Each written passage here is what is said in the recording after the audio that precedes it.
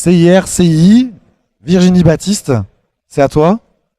Tu as 10 minutes maxi. Bien, le CIR et le CI sont des dispositifs qui sont relativement anciens, qui visent à favoriser l'effort d'innovation en France. Mais c'est un budget qui est extrêmement important pour l'État, plus de 5 milliards d'euros par an. Dans ce contexte, on observe, nous, dans notre travail de cabinet de conseil, de plus en plus de contrôles de l'administration, des contrôles qui sont de plus en plus resserrés. Donc il est vraiment essentiel d'avoir conscience et de connaître les critères d'éligibilité au CII et au CIR. Donc concrètement, commençons par le CIR. Qui peut bénéficier du CIR? Eh bien, toute entreprise agricole, industrielle ou commerciale payant l'impôt, ou alors toute association soumise à la loi de 1901 à but lucratif, donc également soumise à l'impôt. Ensuite, il faut que le personnel menant les travaux de R&D soit considéré comme scientifique aux yeux de l'administration fiscale. Pour être scientifique aux yeux de l'administration fiscale, il faut être titulaire au moins d'un diplôme Bac plus 5, donc master, ingénieur ou docteur. Les techniciens, quant à eux, peuvent être aussi déclarés à condition que leurs travaux soient en appui, en soutien avec le travail des scientifiques. Ensuite, une fois que ces conditions sont remplies, il est important que les travaux soient bien des travaux de R&D au sens où l'entend l'administration. Donc, c'est le cas si vous conduisez des travaux de recherche fondamentale, de recherche appliquée, ou alors de développement expérimental, et que ces travaux amènent à une augmentation des connaissances par rapport à l'état de l'art, à l'état des connaissances actuelles. Donc comment ça va se présenter pour vous concrètement? Eh bien, il va falloir constituer cet état de l'art pour que, en cas de contrôle, l'expert puisse évaluer le niveau de connaissance, les limites des connaissances actuelles, et que vous identifiez des verrous concrets. C'est-à-dire que je ne peux pas aller plus loin que ça avec les connaissances fournies par la communauté actuellement.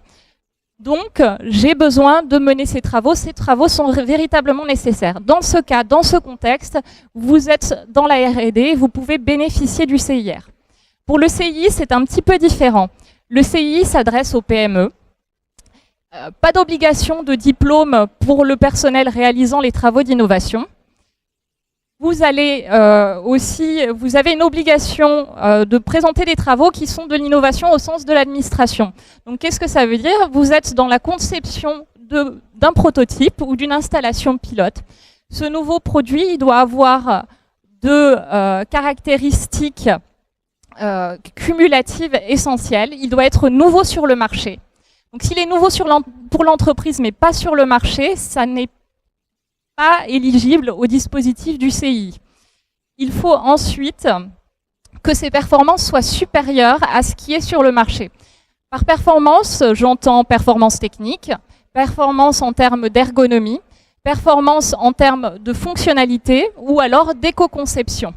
Cette augmentation, cette amélioration des performances, elle doit être mesurable et quantifiable pour que vous puissiez la présenter dans le dossier scientifique.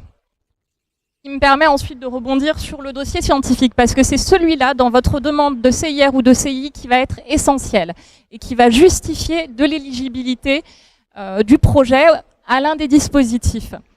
Donc concrètement, comment ça va se passer pour un dossier CIR? Les parties sur lesquelles vous devez vous appliquer sont l'état de l'art, puisque c'est ce qui va permettre à l'expert d'évaluer que le niveau des connaissances actuelles et les limites qui vous conduisent à mener ces travaux. Il va falloir évaluer aussi de manière précise vos verrous scientifiques et techniques. Ce sont ces verrous qui justifient effectivement la nécessité des travaux. Donc c'est deux parties. Bien évidemment, la partie travaux est importante, mais ce sont ces deux parties qui justifient vraiment que vous êtes dans la R&D et qui va vous permettre de renforcer vos dossiers au maximum. Dans le cadre du CI, vous êtes dans une logique un peu différente. On n'est pas dans un état de l'art, mais on est dans un état du marché. Donc cet état du marché, il a pour but de permettre à l'expert d'évaluer que votre produit est nouveau. Donc il va vraiment falloir présenter ce qui est fait par les concurrents pour que l'expert puisse percevoir ça. Ensuite, vous allez devoir aussi présenter les difficultés liées à vos travaux d'innovation et de manière précise les performances que vous visez à atteindre. Et ces performances, bien évidemment, doivent être supérieures, comme je l'ai dit précédemment. Autre moyen de booster votre projet, si vous êtes dans le cadre de la R&D et donc dans le CIR, il est important de créer des indicateurs de R&D forts. Par indicateur, j'entends des publications. Si vous avez l'occasion de publier, c'est un indicateur formel de R&D pour l'administration, donc c'est un très bon point. Des collaborations, créer des collaborations avec des laboratoires publics, c'est une très bonne chose. Thèse, si vous avez l'opportunité de créer un sujet ANR, un contrat CIFRE, c'est aussi un indicateur formel de R&D. Les brevets sont un très bon point dans le cadre du CI, donc dans le cadre de l'innovation. Dans le cadre de la R&D, l'administration ne considère pas ça comme un indicateur formel de R&D. Donc c'est vraiment un dispositif qui est exigeant, mais qui est très intéressant économiquement parlant. Il faut être très prudent dans la rédaction du dossier, puisque les contrôles sont de plus en plus importants. Et donc, d'où l'idée, si vous avez besoin, de s'accompagner également d'un cabinet de conseil, comme celui pour lequel je travaille, Innovatech Conseil. Nous sommes référencés par le ministère de l'économie. D'être accompagné finalement par des experts qui vont pouvoir vous guider dans la rédaction et dans la constitution également de la partie financière du dossier. Oui, parce que même si je suis très bon dans mon métier, dans ma science, si je puis dire, mieux vaut que je sois accompagné de quelqu'un qui est expert dans le montage des dossiers. Exactement. L'idée, moi je fais partie de l'équipe scientifique, on travaille à chaque fois conjointement avec l'expert, puisque moi je suis experte, bon je suis docteur, j'avais une expertise qui était la mienne, mais le dossier auquel je vais être confrontée n'est pas forcément mon sujet d'expertise. Donc l'idée, ça va être de travailler conjointement, puisque moi j'ai connaissance en tant que rédacteur scientifique dans ce cabinet de conseil, j'ai connaissance des exigences de l'administration et de la manière dont on doit structurer le dossier pour finalement que les critères soient bien visibles et perceptible par l'expert en cas de contrôle. Et pour finir, et de manière très triviale, ça me coûte combien d'être accompagné dans cette démarche? Je suis sûr que la réponse va être c'est impossible de le dire.